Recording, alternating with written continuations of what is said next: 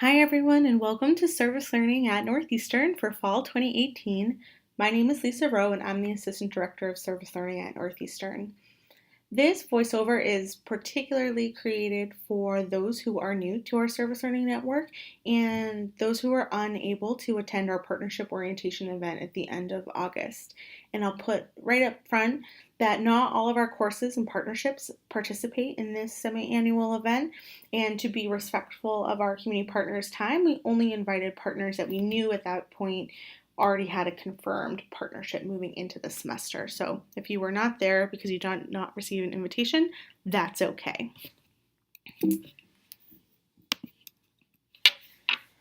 What I'm going to talk about really briefly is Service Learning 101, because we know that everyone comes to the table with a different understanding of what service learning is and what our program is about. I want to also offer up some of the resources that we're able to provide and some of our key program features. I'll highlight a few calendar dates that I think are, that are really important for everyone to be aware of, and then introduce everyone to one particular resource that we call a partnership agreement and conversation guide. My goal is really to set everyone up for partnership success moving forward. So service learning happens in higher ed and K-12 educational context all across the country and even internationally. And so particularly at Northeastern, it is a form of experiential learning where faculty members have chosen to integrate some sort of service or community engagement component into their curriculum for their students, right? So for them, it's a teaching strategy, and for students, it's really about learning. Our program also really creates the structures and tries to nurture mutually beneficial partnerships in this process. A lot of questions tend to pop up around how do we intentionally design service learning experiences. So for those of you who, if your partner maybe came through our request for partnerships process, the question might come up, or if you're a faculty member wondering, like, why did our program recommend some organizations for your class over others? We're really looking at two primary questions, right? So on one hand, what does the faculty member want or need their students to learn? And on the other hand, what are the goals or needs or interests of our community partners? And where those two pieces start to overlap, that synergy, that becomes that sweet spot of where really meaningful service learning experiences can be designed.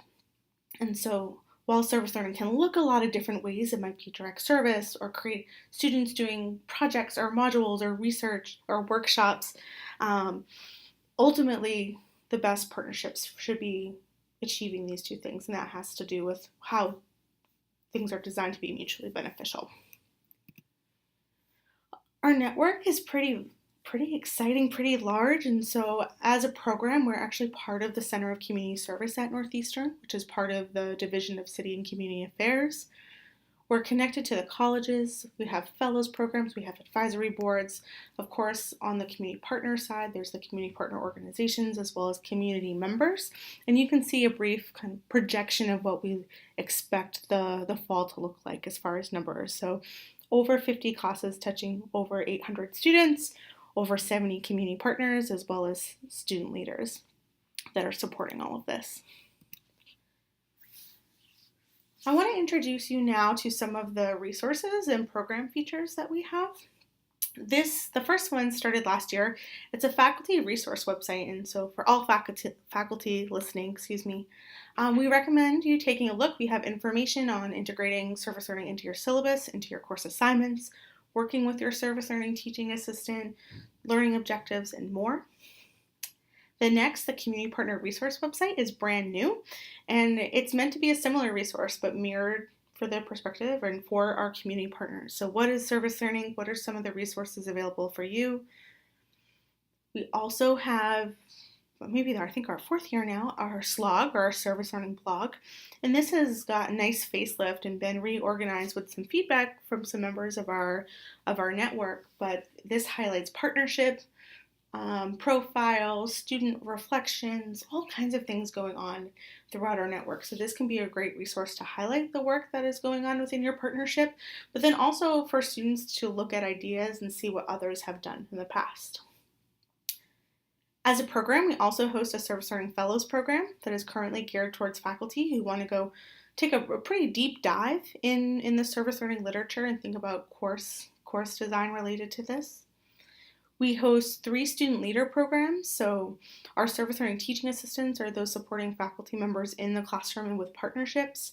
We have a team manager program that helps oversee all of the 40 plus TAs. Then we also have something called the Service Learning Street Team, so an extension of us that helps lead asset-based community walking tours and does additional program and community outreach. We offer a course community collaboration award, and so there's information coming later in the semester about that.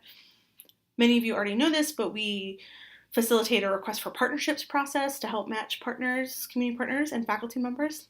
And then we're also both active in and supportive of research and scholarship around service learning and community engagement and adjacent social justice related work.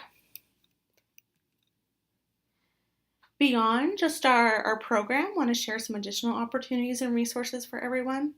The first one, the Center Community Service, for those who don't know, on our website we have something called a Service Finder, and it's an opportunity for any community-based organization across the city to post service or volunteer opportunities for the Northeastern community. So anytime a student, faculty member, or staff is looking for an opportunity, that we can guide them there.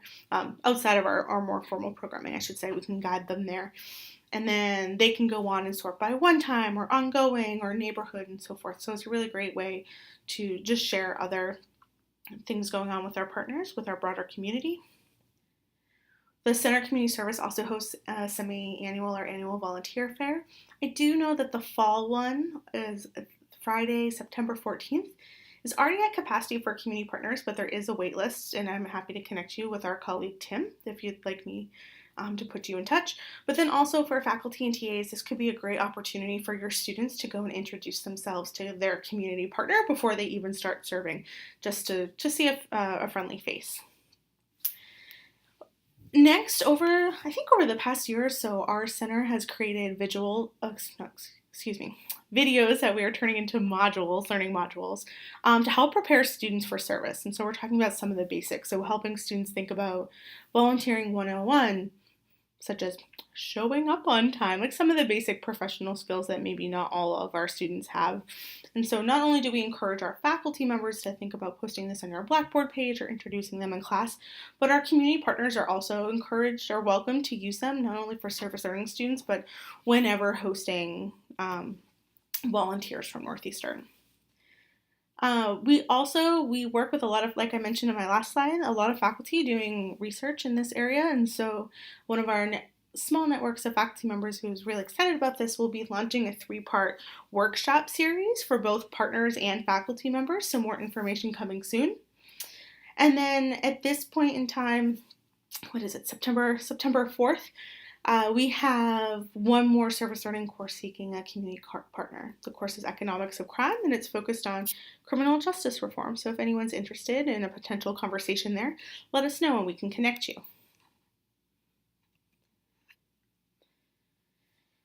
This wasn't listed on the last couple of slides, but one of the annual or semi-annual events that we have hosted in the past has been our Service Learning Expo. For those of you who know and love the event, it's going to change up, get a little facelift, and we're really excited about it. And for those who are new to our network, we're really excited to share this with you. And so we're going to be hosting a Service Learning Virtual Expo. So this means students and partnerships can host artifacts or posters or presentations of their collaborations online in an online platform. And then to accompany that, we're going to have a world release party, because this is the first time we're doing this event. And that will be hosted a light breakfast on Thursday, December 6th, where everyone will be invited. Our partners, community members, faculty, students, our student leaders, and so forth. So more information coming soon. We're still designing what this is going to look like, but want to put that on your calendar now. And again, those who have attended the event before, I wanted to share that it's going to look a little different this year. And we're really excited because we think it will be more inclusive for those who can't always be there in person, but be able to showcase and highlight the work that they've done over the semester. I'm nearing the end here, but want to talk a little bit about calendar dates and point out a couple of things. One, the first day of classes at Northeastern is Wednesday, September 5th, and it's really over the first 2 weeks or so that students are typically introduced to service learning.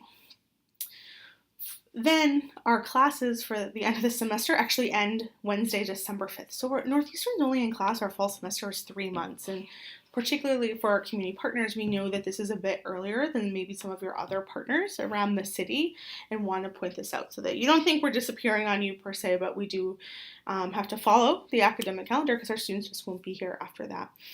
And then the last date I want to share is Saturday, October 6th.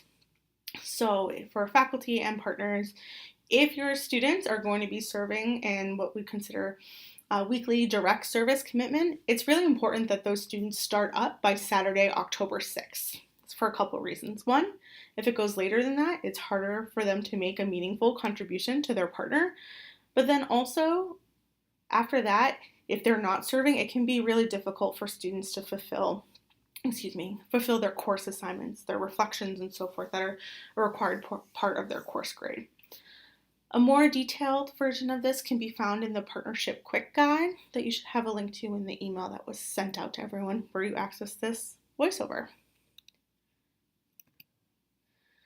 Last, I want to introduce the Partnership Agreement and Conversation Guide, also linked in the email you received. But this is really meant to help faculty members, TAs, and partners guide and document your conversations together to set those mutual expectations, and particularly lines of communication. We always joke around that 95% of the challenges in service learning somehow boil down to communication, and this is hopefully going to be a proactive approach or precautionary approach to minimizing that. And then we also want to make sure any logistics that are related to the partnership are verified. So whether they be orientation dates, so what the date or time deliverables might be due for research projects, and so forth. We highly encourage that you have those either in-person, phone conversations using this guide. Okay. That really wraps up everything, like the key highlights that we want to share. Again, please reach out to us if you have questions. Look through the different resources and websites that we have set up for you. A lot of information, supplemental information can be found there. And really, we look forward to a wonderful fall semester of partnerships. Thank you.